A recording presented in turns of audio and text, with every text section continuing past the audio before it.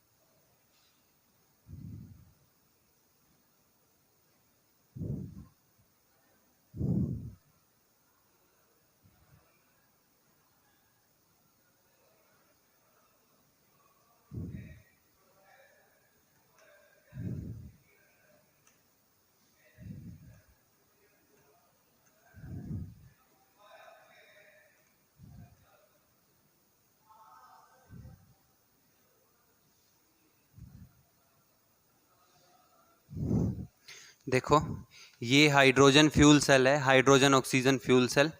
इसमें हमने यहाँ पे ये दो इलेक्ट्रोड लगाई हुई हैं, पोरस कैथोड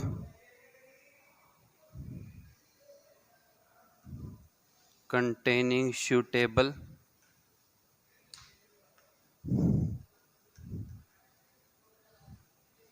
कैटलिस्ट।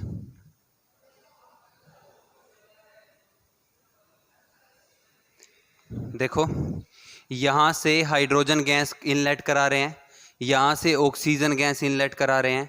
यहाँ पे अपन ने कंसनट्रेटेड KOH और NaOH का सॉल्यूशन लिया हुआ है। ये हमारा एनोड है, ये एनोड एक्ट कर रहा है।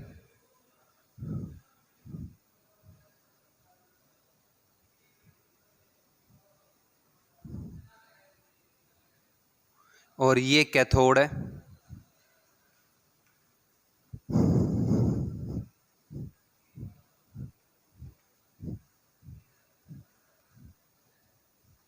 अब अपन ने जब इलेक्ट्रोड बनाना है तो देखो इलेक्ट्रोड बनाते हुए हमें क्या करना पड़ेगा कि यहाँ पे हाइड्रोजन गैस इनलेट करा रहे हैं। अब हाइड्रोजन गैस ये सॉल्यूशन है, सीधा तो इसमें डिसॉल्व नहीं हो सकता।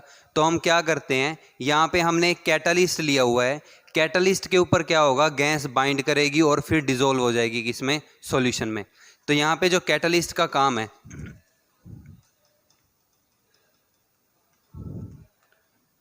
used here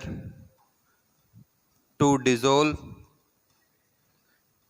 gases, hydrogen and oxygen gases. Catalyst का यहाँ काम क्या है, जो हाइड्रोजन और ऑक्सीजन गैस है उसको डिसॉल्व कराने के लिए यहाँ पे यूज़ करेंगे। तो यहाँ से हाइड्रोजन गैस इनलेट होगी, हाइड्रोजन गैस इनलेट होने के बाद इस रोड के ऊपर एडजॉर्ब होगी। एक टर्म एब्जॉर्ब नहीं कह रहा मैं, एडजॉर्ब कह रहा हूँ।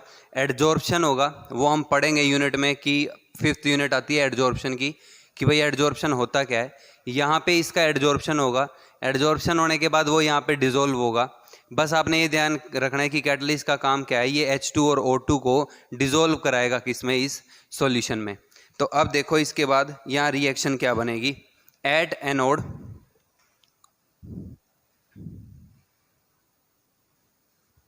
एनोड के ऊपर रिएक्शन हो रही होगी। जो दो हाइड्रोजन है, ये 4 OH नेगेटिव के साथ मिलके 4 वाटर बनाएंगे और साथ में ये 4 इलेक्ट्रॉन लॉस करेंगे। देखो हो क्या रहा है, हाइड्रोजन जो है वो 0 स्टेट से +1 में जा रहा है, क्योंकि वाटर में हाइड्रोजन +1 में होता है, यहाँ हाइड्रोजन 0 में है। तो एट एनोड जो है वो ये रिएक्शन होगी। इसके बाद एट कैथोड, कैथोड के ऊपर ऑक्सीजन गैस 4 इलेक्ट्रॉन को एक्सेप्ट करेगी, 2 वाटर के साथ रिएक्ट करके ये हमारे को बना के देगा 4 OH नेगेटिव, 4 OH नेगेटिव। अब देखो नेट रिएक्शन क्या बच रही है, 4 OH नेगेटिव से 4 OH नेगेटिव कैंसिल, 4 इलेक्ट्रॉन से 4 इलेक्ट्रॉन कैंसिल, ये 2 वाटर इधर आके सब्ट्रैक्ट हो जाएंगे। तो होएगा क्या कि 2 हाइड्रोजन O2 के साथ मिलके 2 वाटर बनाएंगे और साथ में क्या जनरेट होगा, heat and energy, heat and energy. और जो हाइड्रोजन बन रही होगी ये होगी गैसियस फॉर्म में। तो सबसे पहले जो मिसाइल ऊपर भेजी जाती हैं या जो एयर स्पेस हैं उनमें एज ए फ्यूल इसको हम यूज़ कर सकते हैं। हाइड्रोजन और ऑक्सीजन फ्यूल सेल जो है इसको हमने वहाँ पे यूज़ किया था। देखो इसका रीज़न क्या था, इसका रीज़न ये था कि भाई जो यहाँ से एक तो हाइड्रोजन और ऑक्सीजन का मास कम है, तो थोड़े अमाउंट के अंदर ज़्यादा रिएक्शन हो सकती है, ठीक है। तो दूसरा पॉइंट ये था कि और जो यहाँ से ये वाटर निकल रहा है ना, ये गैसियस फॉर्म में है, ठीक है। तो फिर इसको लिक्विफाई करा जा सकता है। आगे ना यहाँ से ऐसे कंडेंसर लगाया हुआ होता है, देखो कंडेंसर होता है वो पोर्शन जो हम यूज़ करते हैं वाटर को लिक्विफाई करने के लिए। फिर अपन ने कंडेंसर लगाया, कंडेंसर का काम क्या है कि वो वाटर को लिक्विफाई कर देगा, और ये प्योर वाटर वो एयर स्पेस में पीने के लिए यूज़ करते थे, ठीक है। तो ये हाइड्रोजन ऑक्सीजन फ्यूल सेल है, और ये इसकी आप ये कह सकते हो कि बेनिफिट हैं। इसके बेनिफिट क्या थे कि भाई हाइड्रोजन का जो मास है वो कम है, तो थोड़े अमाउंट के अंदर ज़्यादा आप रिएक्शन को करा सकते हो, या कंटेनर के अंदर आप ज़्यादा हाइड्रोजन को कैरी कर सकते हो। जो वाटर यहाँ से निकल रहा था उसको पीने के लिए आप यूज़ कर सकते हो। तो भाई ये हमारे पास हाइड्रोजन ऑक्सीजन फ्यूल सेल था और ये उसकी प्रॉपर वर्किंग थी, ठीक है। अब इसके बाद एक हमारे पास टॉपिक बचता है क्रोजन का, ठीक है। क्रोजन में बस ये लास्ट टॉपिक है इस यूनिट का।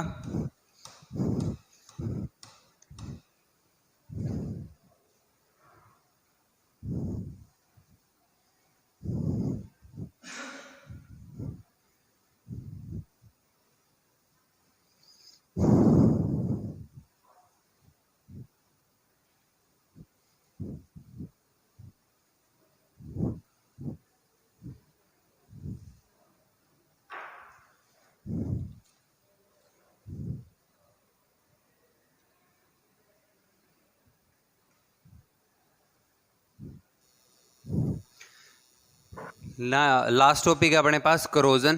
करोजन का मतलब होता है ब्रेकिंग या eating away of metal surface. अगर मेटल की सरफेस जो है वो टूट रही है तो इस प्रोसेस को हम क्या कहते हैं, corrosion. In case of iron in case of iron, corrosion is called as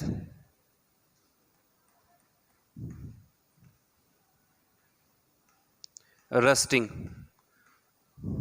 अगर बात लोहे की करें, आयरन की करें, तो जो क्रोजन होता है उसको अपन क्या कहते हैं, रस्टिंग, मतलब जंग लगना, ठीक है। आपने देखा भी होगा कि कोई भी जो लोहे का अपरेटस है वो 2-3 साल के बाद उसके ऊपर जंग लगना शुरू हो जाता है। तो वो जो प्रोसेस है उसको अपन क्या कहते हैं, रस्टिंग कहते हैं। अब देखो कि ये होगा कैसे। मान लो कि कोई मेटल सरफेस है, ये मान लो कि कोई अपने पास मेटल सरफेस है, यहाँ पे कोई एयर की ड्रॉपलेट है, यहाँ पे ये वाटर की ड्रॉपलेट है।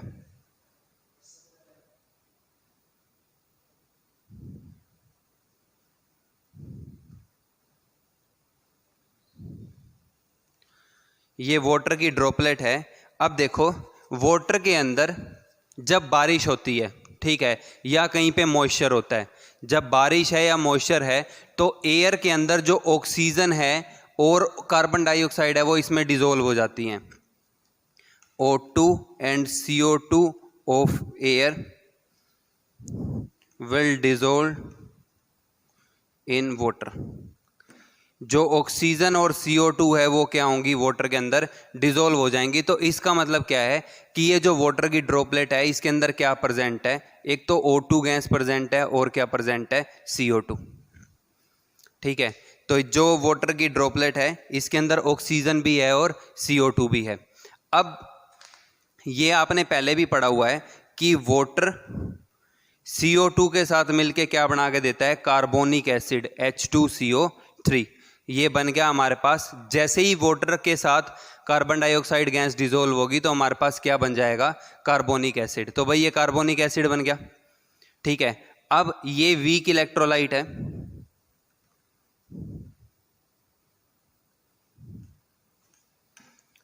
ठीक है, अब ये ब्रेक करेगा। अब देखो हो क्या रहा है, मेटल की सरफेस के साथ इलेक्ट्रोलाइट कांटेक्ट में आ रहा है। ऐसे हो गया ना, ये मेटल की सरफेस, यहां पे ये जो ड्रॉपलेट है ये क्या है, electrolytic solution of H2CO3 having O2 dissolved in it। Electrolytic solution है किसका, H2CO3 का, जिसके अंदर क्या है, O2 गैस डिसॉल्व है। अब मेटल की सरफेस के साथ अगर इलेक्ट्रोलिटिक सॉल्यूशन आ जाता है तो वहां पे क्या जनरेट होता है, पोटेंशियल। ठीक है, if in touch of metal surface, अगर मेटल की सरफेस के साथ टच में है, एनी इलेक्ट्रोलिटिक सॉल्यूशन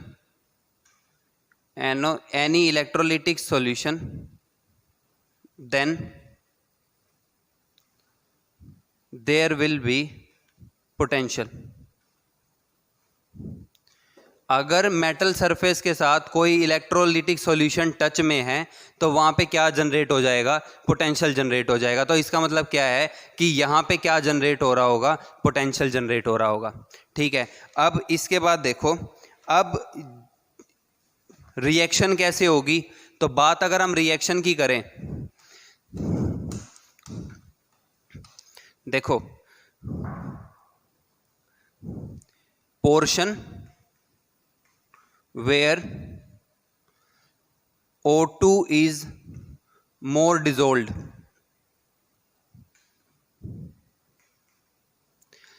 इस ड्रॉपलेट का वो पोर्शन जहां पे O2 ज्यादा डिसॉल्व होगा वो क्या एक्ट करेगा, कैथोड। ठीक है, और वहां जहां पे droplets portion where O2 is less, और वो ड्रॉपलेट का वो पोर्शन जहां पे O2 कम होगा उसको आप क्या कहेंगे, एनोड। तो भाई कैथोड और एनोड बन जाएंगे। तो अगर दो इलेक्ट्रोड जनरेट हो रहे हैं, बीच में इलेक्ट्रोलिटिक सॉल्यूशन है, तो वहां पे क्या होगी, रिएक्शन होगी। तो अब देखो एनोड के ऊपर क्या रिएक्शन हो रही होगी,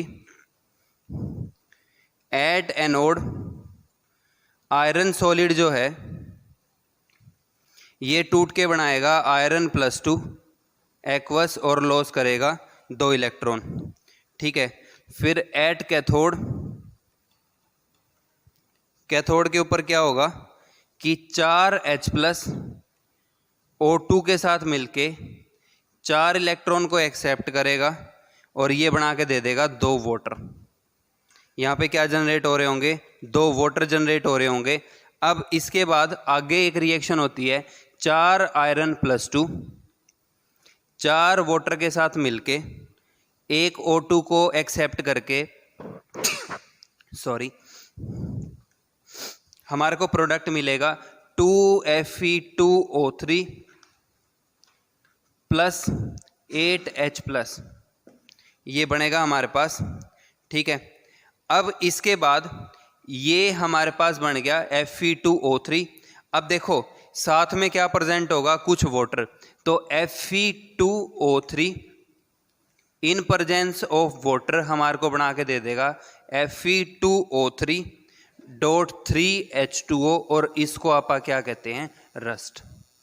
तो भाई जो जंग लगता है उस जंग का फॉर्मूला क्या होता है, Fe2O3.3H2O। ठीक है, तो ये हमारे पास करोजन है। ठीक है, कैसे करोजन होता है, ये सारी प्रोसेस है, कौन कौन सी रिएक्शन होती हैं, ये सारी रिएक्शन है, ये आपको ध्यान रखनी है। ड्रॉपलेट का वो पोर्शन जहाँ ऑक्सीजन कम होगा वो एनोड काम करेगा, वो पोर्शन जहाँ पे ऑक्सीजन ज़्यादा होगा वो कैथोड काम करेगा, ये रिएक्शनें बन जाएंगी। ठीक है, अब इसके बाद देखो नेक्स्ट ये आता है हमारे पास कि भाई हम करोजन को रोक कैसे सकते हैं। देखो आपने ये पहले भी पढ़ा हुआ है कि भाई सरफेस जो है, जो लोहे की सरफेस है, उसको अगर आप पेंट कर देते हैं बाय पेंटिंग, अगर उसकी सरफेस को पेंट कर देते हैं तो बैरियर बन जाता है, किसके बीच में, एयर के बीच में और सरफेस के बीच में। जो वो बैरियर है फिर वहाँ पे इलेक्ट्रोलिटिक रिएक्शन जो है वो पॉसिबल नहीं है। ठीक है, अब इसके बाद अब एक इसमें छोटा सा पोर्शन हो रहता है, मेथड टू प्रिवेंट करोजन। कौन कौन से मेथड्स हम यूज करते हैं करोजन को रोकने के लिए।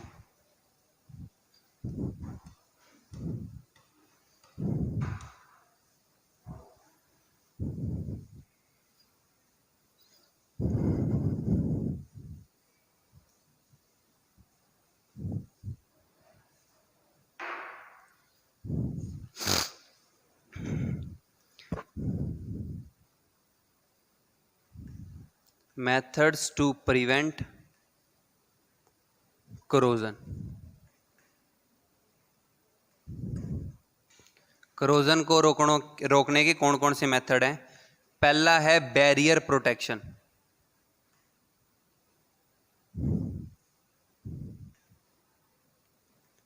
बैरियर प्रोटेक्शन, अब देखो ये नाम ही आपको पता लग रहा है कि क्या लगाना है, आपने बैरियर लगाना है, किसके बीच में, मेटल की सरफेस के बीच में और एयर के बीच में। ठीक है, इसमें क्या होता है, the metal surface is not allowed to come in contact with moisture, oxygen and CO2। Metal जो है उसको हम इसके कांटेक्ट में आने ही नहीं देते। ये हम कर सकते हैं, इसके एग्जाम्पल हो सकते हैं painting of metal surface.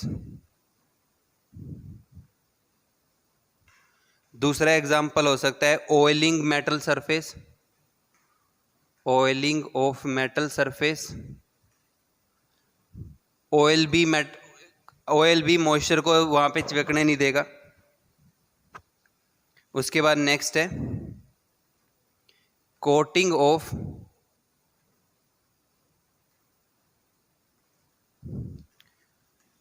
Of metal surface with more reactive metals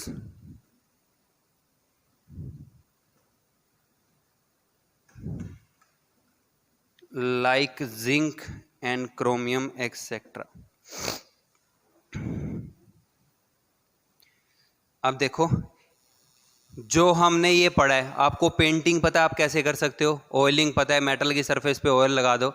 अब देखो इसमें हमने एक पढ़ना है सैक्रिफिशियल प्रोटेक्शन और गैल्वेनाइजेशन।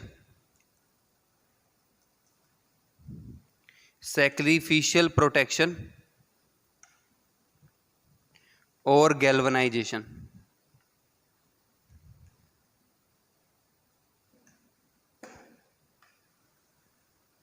देखो इसका मतलब क्या है, देखो नाम ही बता रहा है कि एक सैक्रिफाइस कर रहा है दूसरे के लिए। ठीक है। इसमें हम क्या करते हैं कि जो मेटल की सरफेस है इसको ज़्यादा रिएक्टिव मेटल की सरफेस से कोट कर देते हैं, ठीक है। तो अब जो रिएक्शन होगी वो किस पे होगी, ज़्यादा रिएक्टिव पे होगी, और आयरन की जो सरफेस है वो सेफ रहेगी। देखो ये करते कैसे हैं, it means covering of metal surface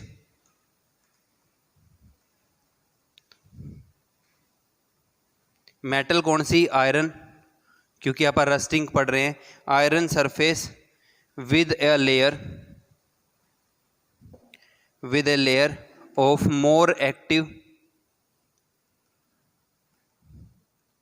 metal like zinc and chromium etcetera.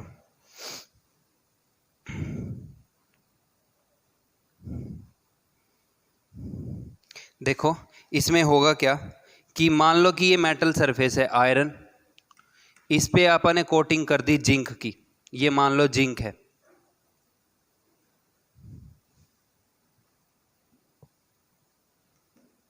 नीचे आयरन है। अब मॉइस्चर यहां आएगा, ड्रॉपलेट, और ये रिएक्शन किसके साथ करेगी, जिंक की सरफेस के साथ करेगी, ठीक है। तो क्या होगा कि जो आयरन की सरफेस है वो सेफ रहेगी।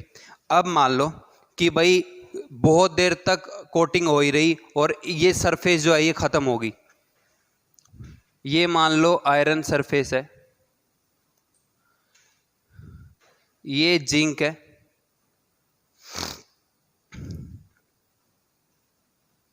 यहां पे मॉइस्चर है,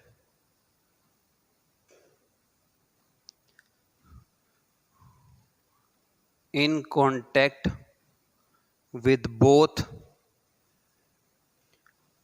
iron and zinc। मॉइस्चर जो है वो कांटेक्ट में है किसके, दोनों के, आयरन के और जिंक के। भाई यहाँ से सरफेस खत्म हो चुकी है तो यहाँ पे तो आयरन के कांटेक्ट में है, यहाँ पे जिंक के कांटेक्ट में है। अभी भी रिएक्शन किसके साथ करेगा, ये जिंक के साथ करेगा, आयरन के साथ नहीं करेगा। तो ये जो प्रोटेक्शन है इसको आप क्या कहते हैं, सैक्रिफिशियल प्रोटेक्शन। ठीक है बच्चों, आप बुक पढ़ सकते हो, ठीक है। आपको और कोई एग्जाम्पल मिलता है तो आप नोट कर सकते हो।